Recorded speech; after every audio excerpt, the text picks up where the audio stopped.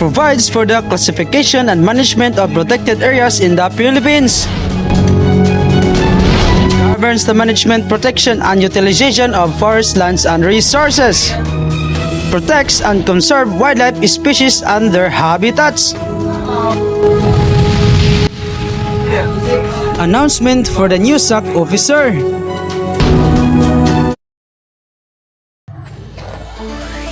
Magandang araw, Luzon, Visayas, at Mindanao. Ako si James Villahermosa at ako si Rysel Tilin. at ito ang Bantay Kalikasan News.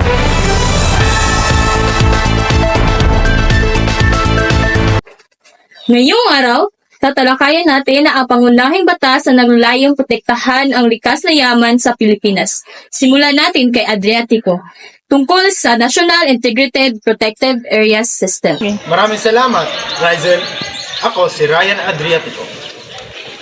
Ang National Integrated Protective Areas System o NEPAS Act na nasa ilalim ng Republic Act 7586 at amended by ng RA 11038 ay nagbibigay ng legal na batayan sa pagkilala at pangangasiwa ng mga protected areas sa bansa. Upang mas maunawaan pa natin ang kahalagahan ng NEPAS, ating mapapanayam ang EPAC Palawan Channel, Ma'am. Magandang araw po sa lahat ng ating mga kabagang at pamayanan. Ang tatalakayin ko po ngayon ay ukol po sa pinapangalagaang lugar. Meron tayong batas pangkapaligiran na tinatawag dati na National Integrated Protected Area System Law o NIPAS. Yan po yung RA 7586.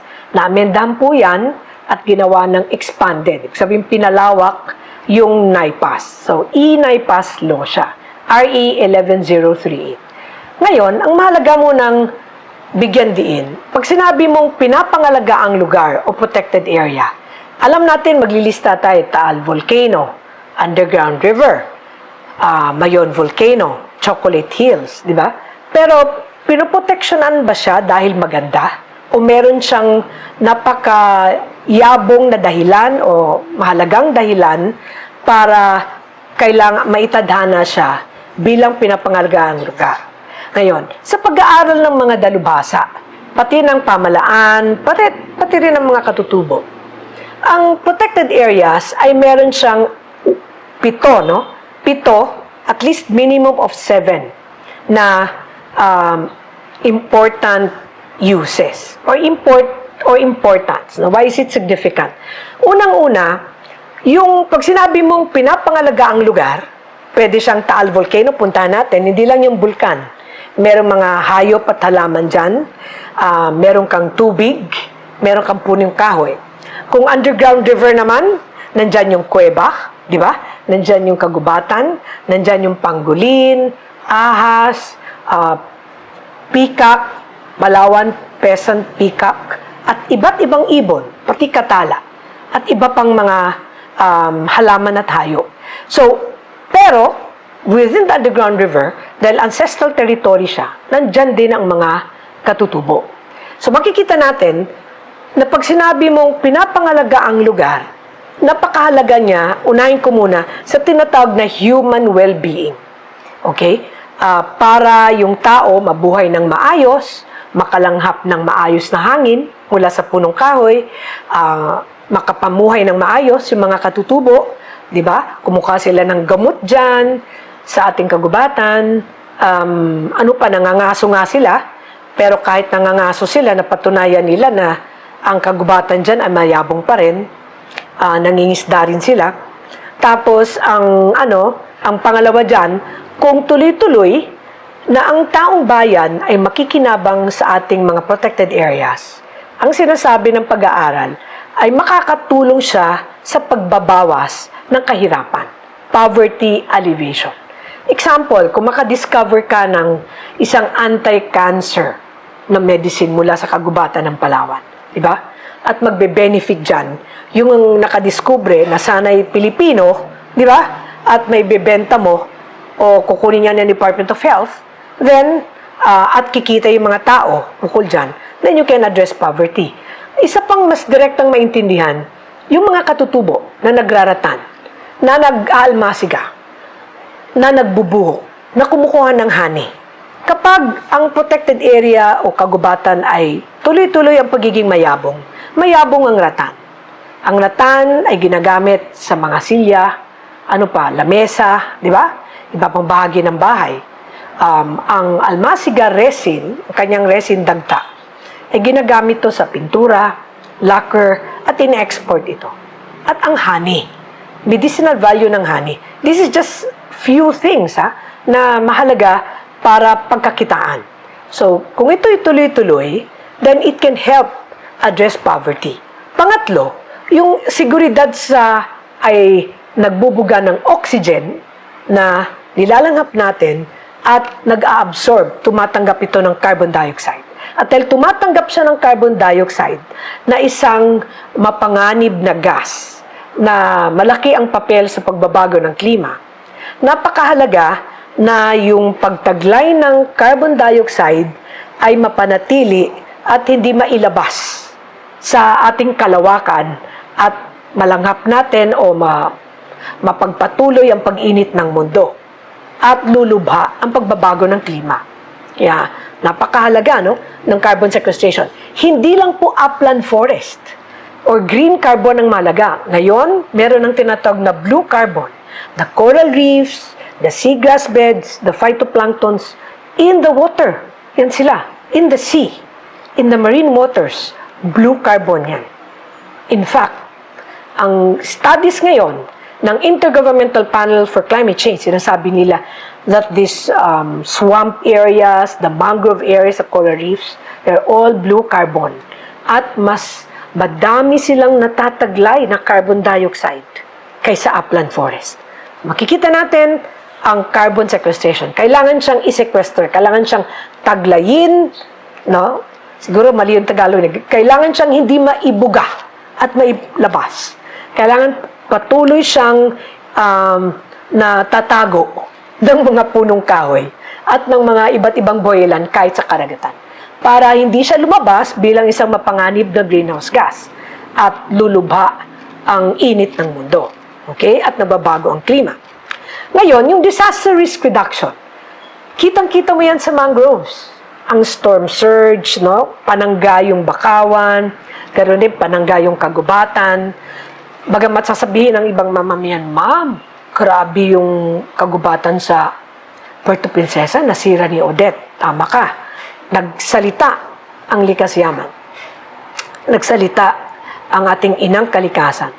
Ngunit, kahit nangyari yon, makikita natin na umuusbong na rin yung ibang areas na nasira. Kasi, wag mo lang pakialaman, nature has a way of, surviving. Pero, ang mahalaga dito, para sa tao, tayo kasi yung nasa salanta eh. Kung tatanggalin mo yung punong kahoy, katulad sa nangyari sa Brooks Point, at guguho yung lupa, anong mangyari? Pag tumaas yung tubig at madaming rainfall, madaming tubig ulan, paano na lang, anong mangyayari? Walang pipigil doon. Okay? Walang magtataglay ng tubig, katulad ng carbon.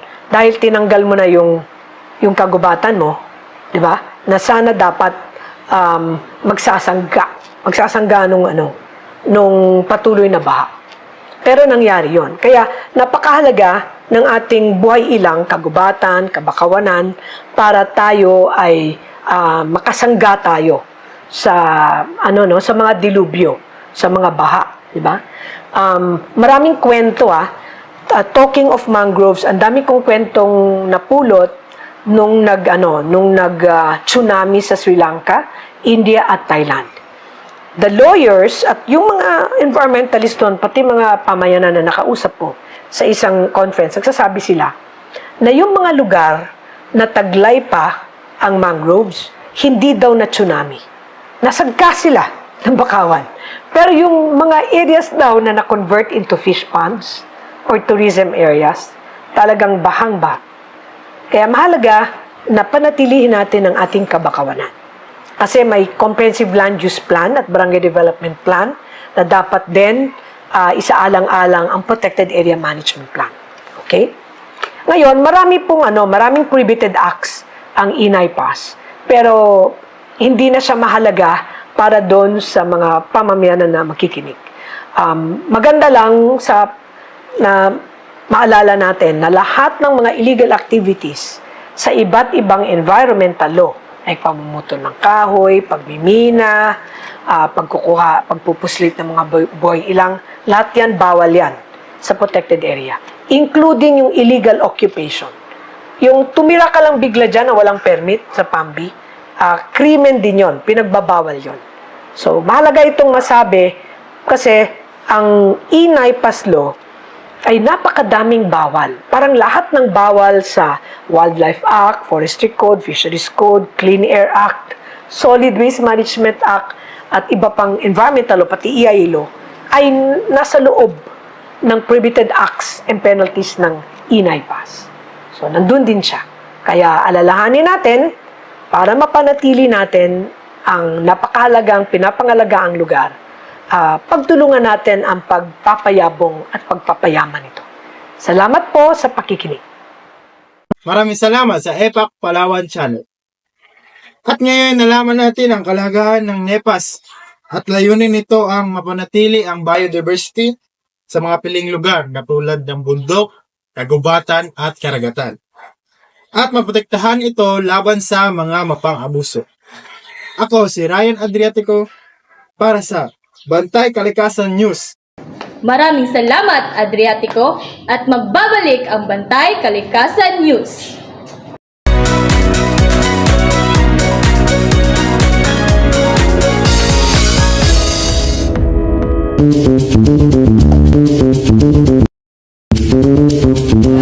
Baho! Ang lansa!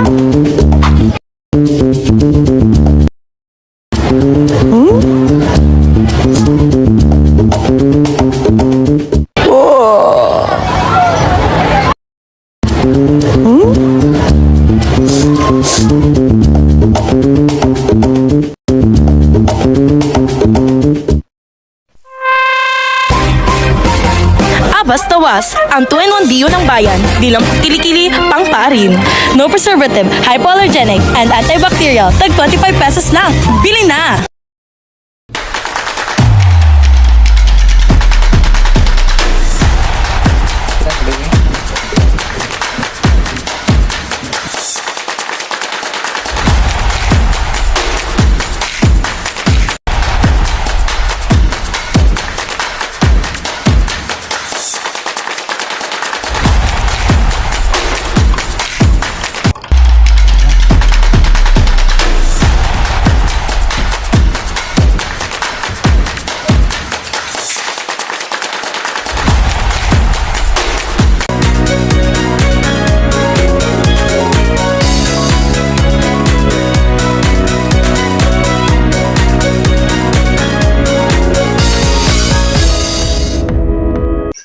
Nagbabalik ang Bantay Kalikasan News. Ngayon naman, dumako tayo sa isa pang mahalagang batas ukol sa ating kagubatan.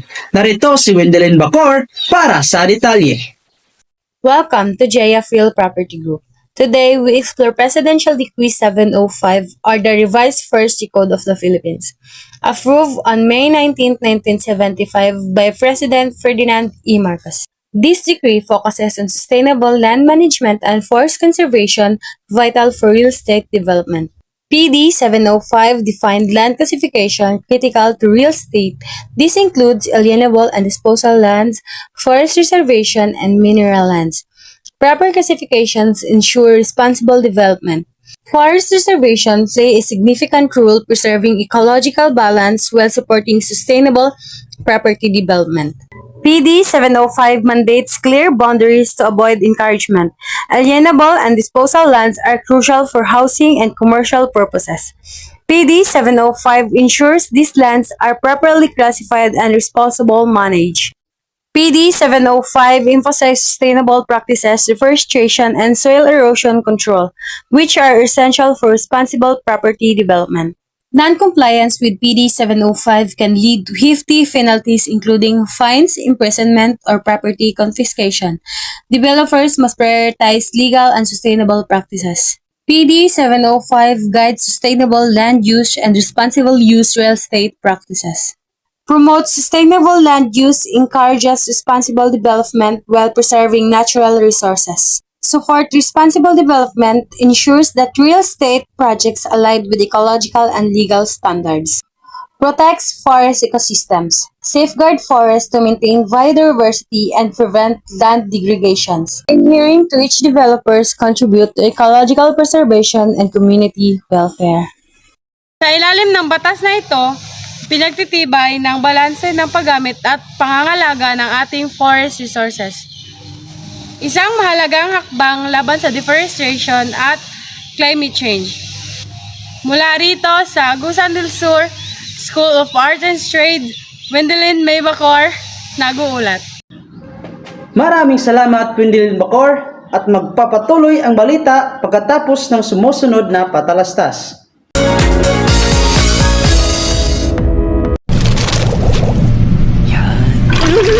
Hala, nahulog! Hala, nahulog! Hala, nahulog! Try mo kasi itong Lucky Me Pancit Canton no drink cooking. Bago yan. Magpakulo ng 3/4 cup water at ilagay ang noodles. Haluin ang noodles hanggang matuyo ang tubig. I-mix ang noodles with the seasoning. Enjoy! Pwede rin may itlog. Wow! May itlog!